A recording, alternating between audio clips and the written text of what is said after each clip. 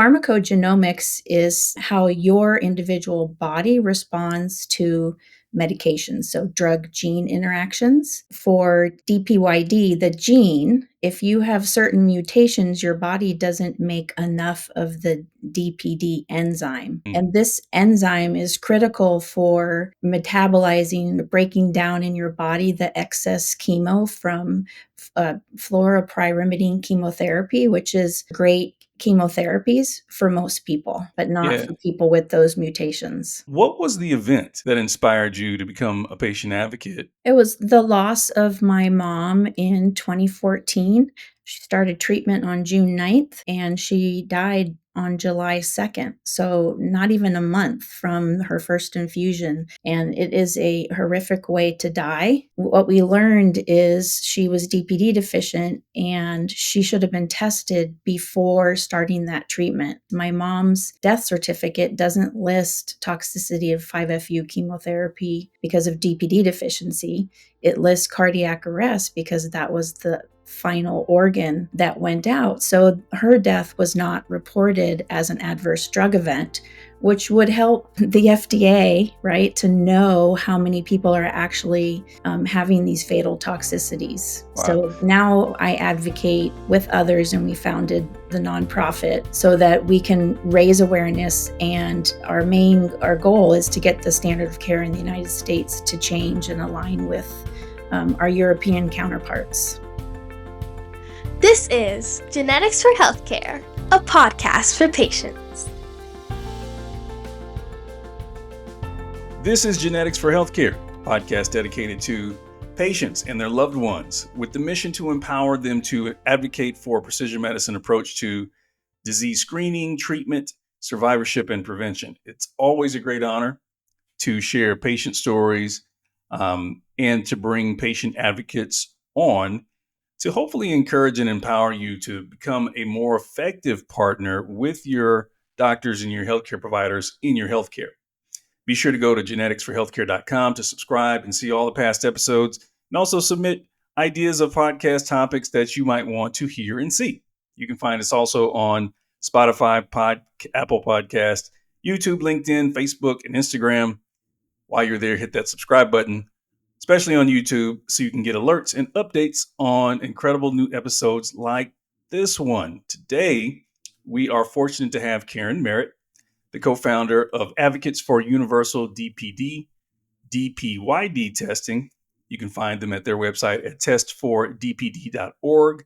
And she's going to talk to us about how genetics can have an effect on how we metabolize drugs, and specifically her work raising awareness of the dangers of being treated with a common chemotherapy if you're not aware of your pharmacogenomic profile. Karen, thank you for being a guest on Genetics for Healthcare. Yes, thanks for having me, Rome. So many folks out there may not know DPD or the term pharmacogenomics. Can you share with us what pharmacogenomics is and how it relates to DPD? Sure. So I also did not know what pharmacogenomics was in 2014. So pharmacogenomics is how your individual body responds to medications, so drug gene interactions. And for DPYD, the gene, if you have certain mutations, your body doesn't make enough of the DPD enzyme. So it's like dihydropyrimidine dehydrogenase. And this enzyme is critical for metabolizing, breaking down in your body the excess chemo from fluoropyrimidine chemotherapy, which is 5-FU for infusion, or capecitabine, which is an oral pill. And these are great chemotherapies for most people, but not for people with those mutations. Yeah. Many who may have the firsthand experience of being treated for a cancer diagnosis may be aware of 5-FU or capecitabine. Those who don't have that experience may not, but it's still something that you want to be aware of regardless, because obviously pharmacogenetics affects other medications and other disease states. But specifically today, our conversation is going to be centered around the use of 5-FU or capecitabine because it's used in a number of of treatment regimens for different solid tumors. Yes. So, what was the event that inspired you to become a patient advocate and to amplify this message around uh, DPYD testing? It was the loss of my mom in 2014 after her first infusion of 5-FU. It, she started treatment on June 9th and she died on July 2nd. So, not even a month from her first infusion. And it is a horrific way to die. Painful sores, mucositis, they call it, for her from her mouth all the way to her anus, and it was basically burning her up from the inside. And so, what we learned is she was DPD deficient, and she should have been tested before starting that treatment. And while this wasn't very common, they thought it's mainly not common because it goes underreported. So, when you pass away from something like this, my mom's death certificate doesn't list toxicity of 5-FU chemotherapy because of DPD deficiency. It lists cardiac arrest because that was the final organ that went out. So her death was not reported as an adverse drug event, which would help the FDA, right, to know how many people are actually having these fatal toxicities.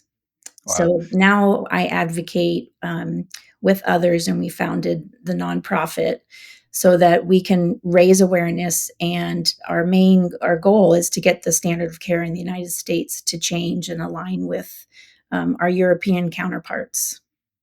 Well, you said something I want to double back on is that a lot of times with patients who may have DPD deficiency and they suffer events as a result of that ultimately become fatal, it- the real reason, which is DPD deficiency, is not being reported, so it doesn't bubble up to the FDA to make recommendations. But how is the FDA? How is the medical system dealing with that as it pertains to people like yourself who did do the testing and are able to report those findings? Well, we've had some progress with them, though this has been a long journey and we're not done yet. But the president of our nonprofit wrote a citizens petition to the FDA in 2016 and again in 2020. And the purpose is that is we want pre-treatment DPYD testing to be standard of care for all patients before they would be treated with this chemotherapy. So in 2022 for capecitabine and in 2024 for 5-FU, the FDA did increase the safety labeling. And in the labeling then, or as it stands right now, clinicians, prescribers are supposed to discuss the risks if DPD deficient, if the patient is DPD deficient, and also that there's testing. So now the clinicians need to inform patients of this. What the FDA realized in January of this year after holding a workshop with the American Association of Cancer Research on DPD is that clinicians were not aware of these labeling changes that they had made. So they issued a safety announcement to kind of raise more awareness. Um, I'm still finding that patients aren't aware. And one of the ways is several of us are in Facebook cancer support groups, cancer awareness groups, and we're sharing or commenting and trying to, again, what you're doing with Genetics for Healthcare is empowering patients and caregivers, making them aware of something that they need to ask for, because not all clinicians are either going to be aware of this because it's not standard practice. Perhaps they haven't seen a patient die, but they've had patients that have had severe toxicity, but they've never tested those patients. So, um, just today, I was commented or messaged from a woman in a Facebook group, and she was just, I posted on March 2nd. On March 3rd, she asked her husband's oncologist for this test because he was really sick after his first round of capecitabine. And the doctor kind of pushed back, doubted that he was DPD deficient. A week later, turns out he was. And so that woman, like, I'm getting chills. She said, "Thank you so much. You saved my husband's life." And so that is why I now advocate. And what you're doing is going to be so helpful because there's so much information that patients are having to be made aware of, right? When you learn that you have cancer. And this will help be one of those things that you can be empowered to ask for, to know about if your clinician doesn't know about it. That's right. And my gosh, there's no crash course for this, right? So, most of the time, we as individuals don't have this body of knowledge of, genetic testing or genomics and how that applies, or for that matter, how a certain cancer is treated, what the protocols are and what's standard and what's not. So we don't come into that knowledge until either firsthand or someone close to us gets a cancer diagnosis and we walk through that process with them. But that, to your point, that's exactly why genetics for healthcare exists. We want to leverage social media as much as we can to reach those, while we're healthy, have this knowledge, a family member, a caregiver, a loved one of a patient, because this timely knowledge can save a life. Now, here's the thing. You mentioned that a lot of treating clinicians who have been in practice for a number of years, like was not a part of, like, genetics and genomics was just flat out not a part of their curriculum coming through with their training. And now this is emerging, and it's emerging really fast. But one idea, and we've had episodes about, AI and others, but one idea is attestation. There's a little checkbox when you are prescribing medication, and this could be done on EMR side or the the pharmacy benefit side, the PPM side. If you're prescribing this drug, all it takes is a little box that said, "Did you discuss DPD testing with the patient?" Right, and they can't put in the order unless they check that little box. So it's something for someone out there to submit to consider. But have you guys had those conversations with physicians or any governing bodies or associations? Some pharmacogenomics groups, yes, especially companies that make um, like UScript, where it helps with prescribing. I mean, at the point of prescribing, and pharmacists can actually have something in there that would trigger an alert. Hey, you're going to prescribe this medicine. Consider a DPYD test, right? Yes. And what we've heard, because medicine's complicated and uh, oncologists are seeing so many patients each day, like they need the workflow, the systems and process to be made for them, right? So it's, I mean, it's, we're all part of this. Clinicians need to know about it and discuss it, but like the hospitalists that are in charge of the various oncology clinics where people are working, make it easier for the prescribing patient. And the drug makers could also, you know, upon by themselves put in the labeling, like a black box warning, which would help. The problem with these two medications, the 5-FU and capecitabine, is they're generic, so it's not one company that we can lobby to change the labeling. So we need to get the FDA to require it, and we need to get the guidelines bodies in the United States to also require it. So that would be the National Comprehensive Cancer Network, NCCN, and also the American Society of Clinical Oncology. They also write guidelines for those two bodies to write guidelines to recommend testing, which that would dramatically change it, because while clinicians are so busy, they do read the guidelines to stay up on how they can most effectively cure their patients, right? They want to cure their patients.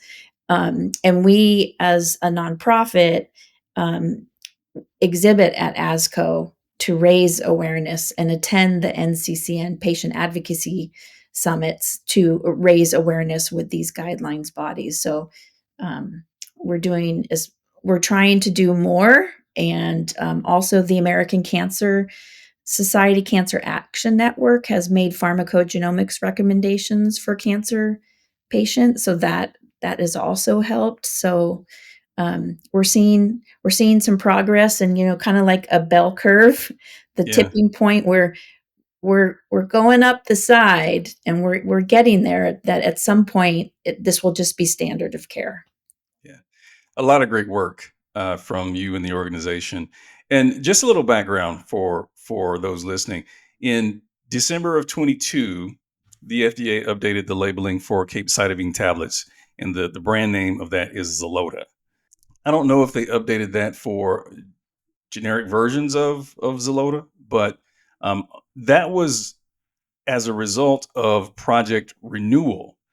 And that was an initiative by the Oncology Center of Excellence, which was established by the 21st Century Cures Act that was in 2016 to consider new data and genetic data into its labeling to ensure that these older drugs have the most clinically meaningful, up to date scientific data. As we mentioned, more genetic and genomic data is emerging to inform us.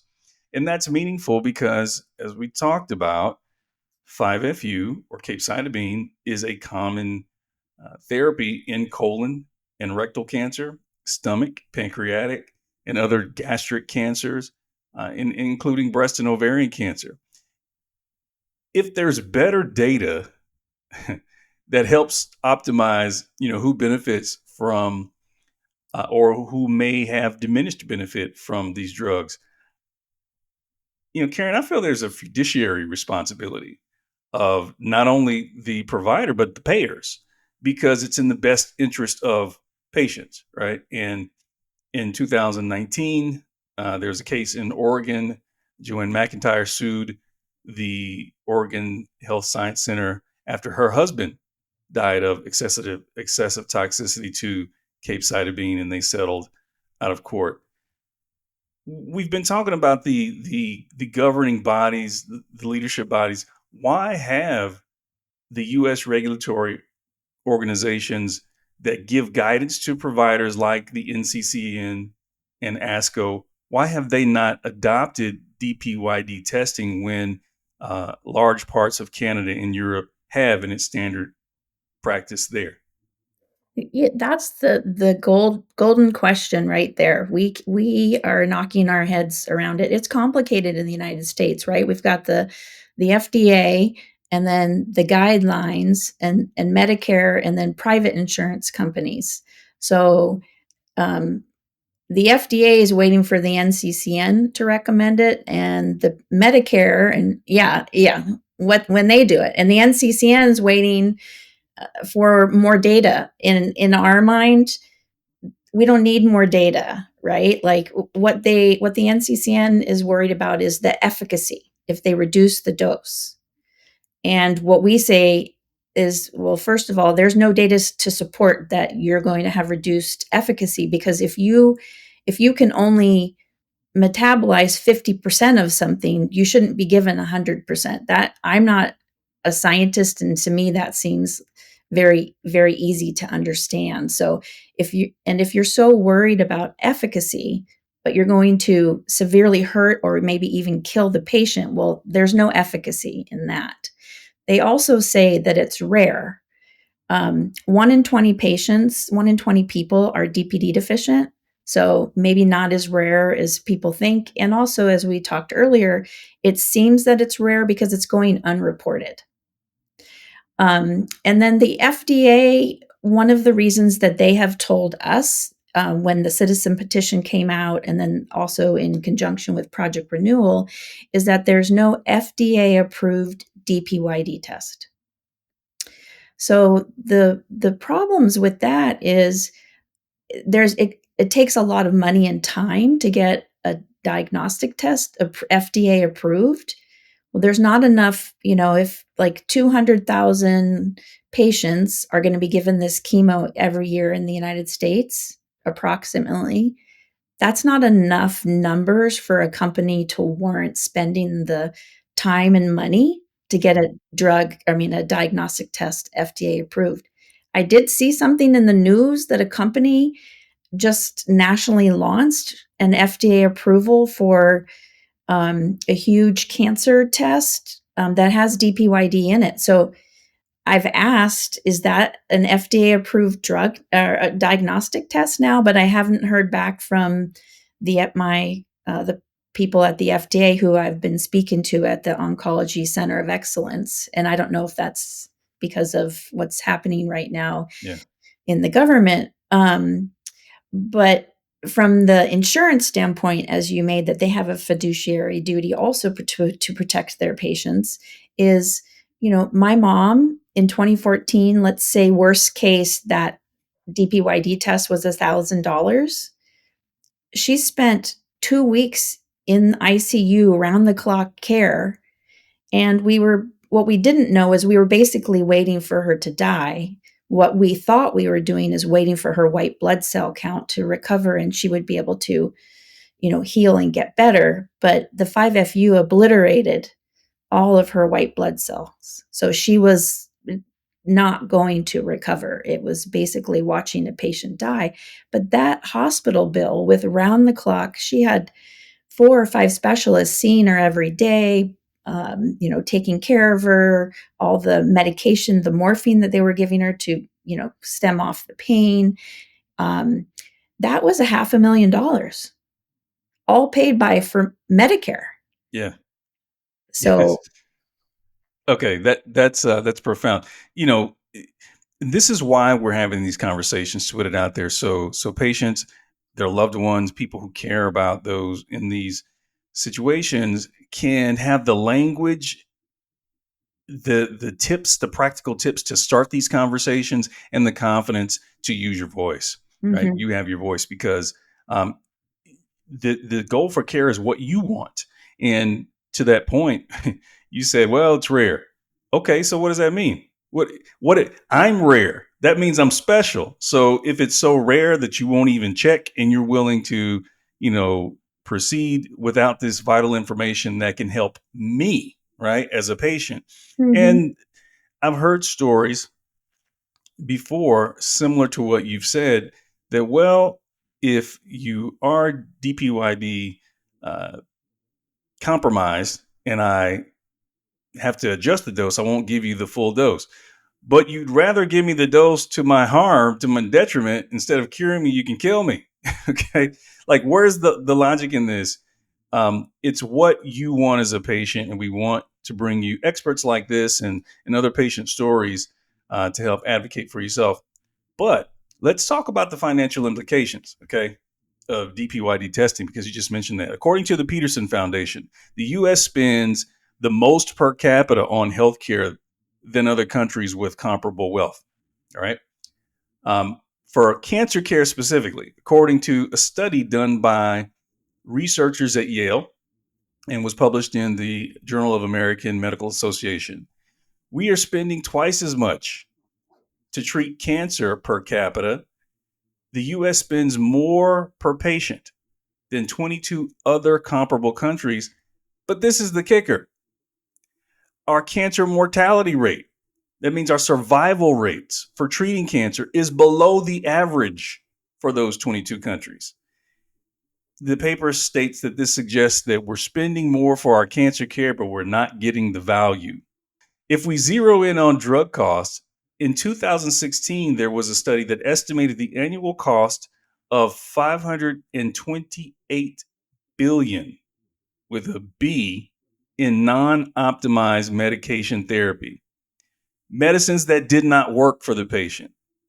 So one could surmise that, the routine use of this type of testing, DPYD testing, pharmacogenomic testing for patients, because there are upwards of 45 million patients who are on multiple drugs. There's gene drug interaction, there's drug interactions.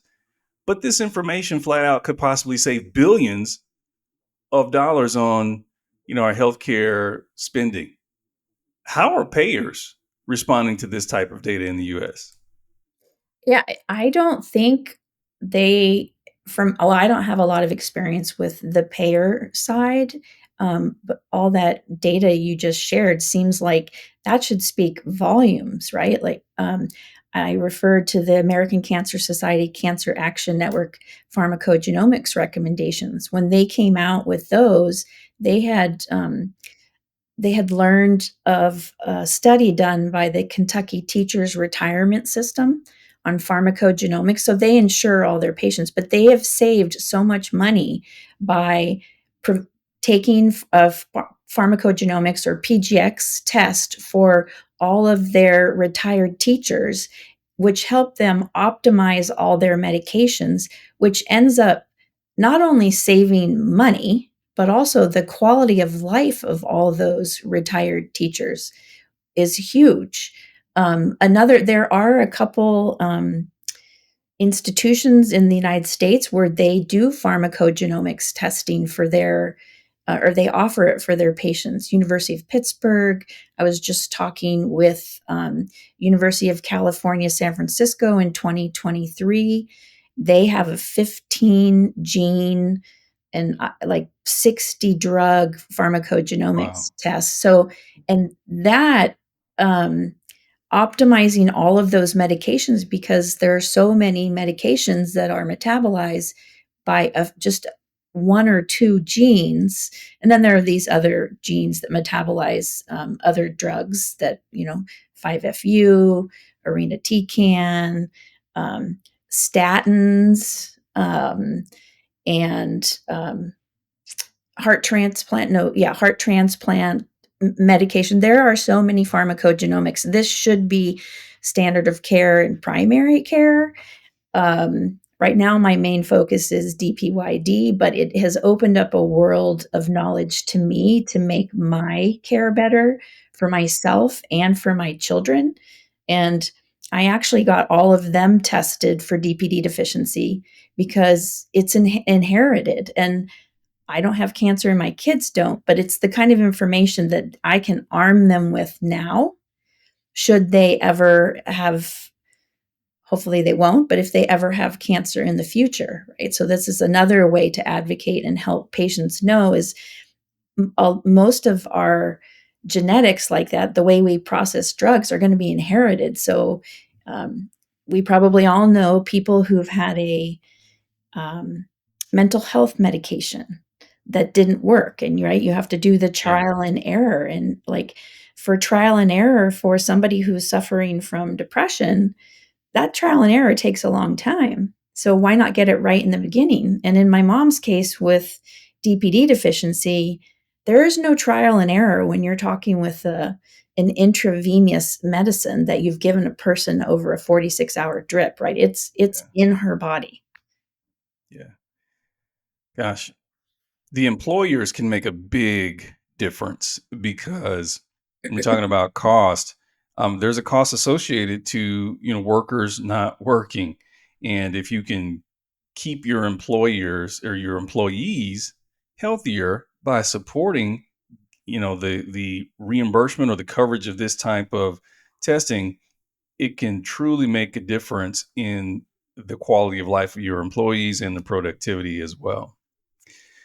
We now see legislation across the country to help ensure patient access to appropriate biomarker testing like DPYD testing. Have you had success working with lawmakers to recognize this as a standard practice? Not, I think individually, some of us in our group have participated in our cancer action days with the American Cancer Society, and each state will have a cancer action day where you go and speak with your local representatives. We have not had the biomarker bill is in progress in Washington State where I am. There are at least 20 states where there are biomarker legislation, so that coverage, which is great. And the American Cancer Society is continuing on to push this. And I think as more and more states have this and see the financial benefits and also the patient safety for their residents, it will move forward. The state of Louisiana has enacted a law. You cannot prescribe 5-FU or capecitabine without a DPYD test. Novel idea. It's Yeah, awesome. That's, yeah. gosh. They have a wonderful advocacy group that has helped them. So that is, we know, I think, as a nonprofit, that we would like to focus more on doing something in our states. But as a nonprofit, as a 501 3C, you're not really supposed to do much legislation. So we would need to participate or do on our own individual help go with the American Cancer Society so we don't lose our nonprofit status. Well, I'm very much excited to help because I'm not a nonprofit, and we want to continue this platform to speak truth to power, to help clinicians, guide them into making better decisions, to integrate this genetic and genomic data into the healthcare ecosystem because it can follow you for a lifetime. On that note, I always ask my guests to give us some practical tips, whether they're questions, things to think about, action items. So, what are 3 questions or 3 tips that you can share with patients or their loved ones to initiate a conversation with their providers to help advocate for DPYD testing? Well, first, having the information and knowing, doing a little research on your own, but asking when you, so if you have a newly diagnosed cancer patient and you go to your oncologist, ask for a DPYD test, and don't take pushback. Right, like I think you mentioned earlier, like this is our care, this is me. Yeah, this might be rare, but I want this test. And if they're told it's not standard of care, well, I want this test. Be firm in your commitment. Um, and I would ask your oncologist, how can I contact you if I'm not feeling well? Like if I'm having moderate to severe um, side effects. And the Colorectal Cancer Alliances has a list of side effects for 5-FU and capecitabine that people can watch out for. Um, and I think also the other thing I would say is maybe not an ask, but a tip is when you are going in to speak with your clinician, and because you're a cancer patient, is take other people with you so that they can help you write notes, because there is so much information. Sometimes we talk to people and they're like, I don't know, I learned so much, I don't know if they mentioned that test. Yeah. Yeah, that's very important. Take an advocate, Yeah. someone who, church member, next door neighbor, work friend, family member, whoever that can be. Take an advocate who can go in and be the bad cop, for lack of a better terms, because our tendency is we listen to our doctors. We feel our doctors have um, our best interests at heart, so we implicitly trust them. Um, and as you mentioned, it's a tidal wave of information, so you can just lock on to one thing and try to process that, and you miss everything else. And obviously, for those of who are fighting disease, I'm certainly not telling them something that they don't know, but we want as many people as possible that may be faced with this situation to be armed with this type of information to go in and be a more effective partner for your health care with your care providers. Yeah, and another antidote about a patient, a young woman, um, mother in her early 40s. She asked for this test because she knew what her chemotherapy was, and she had a community oncologist, and he pushed back. And she also had a second opinion at a larger cancer center, and that oncologist also pushed back. And she just said, "Look, I'm not taking this medication until I have those test results." So, and that, I think sometimes we as patients can sometimes feel intimidated So just standing firm, like you have the information, it's your care. And this could be, you might not be DPD deficient, and that would be great. And that medicine's going to work great for you. But if you are, you could be saving yourself a lot of suffering and even your life. Yeah. It's better to have it and not need it than to need it and not have it. Yeah. And that woman ended up being DPD deficient. And she's certain that if they had given her full dose, that she would not be here. Gosh. So It just lights my fire. It lights my fire, Karen. Tells us that we're doing the right things. yes. Karen Merritt, co-founder of Advocates for Universal DPYD testing. Tell them how to get in touch with you if anybody wants to reach out to your organization or to book you, to have you on to speak about this topic. How do they get in touch? Yeah, they can contact us on our website at test4dpd.org. So test4dpd.org. And you could even, I think you can now even Google that, and it'll come up. And on our you can contact us through the website, and we will get in touch with you. And the hope of our website originally is always to get patients before there's crisis, like this young mom who just started her chemotherapy with capecitabine. Because awareness is growing, people are reaching us when they have their diagnosis. Before, we were only getting people reaching out to us after a crisis or a death had happened. So thank you for helping us raise awareness and making more patients empowered with this information. Absolutely, my pleasure. We are partners in this mission. Karen, thanks for being a guest on Genetics for Healthcare. Thank you.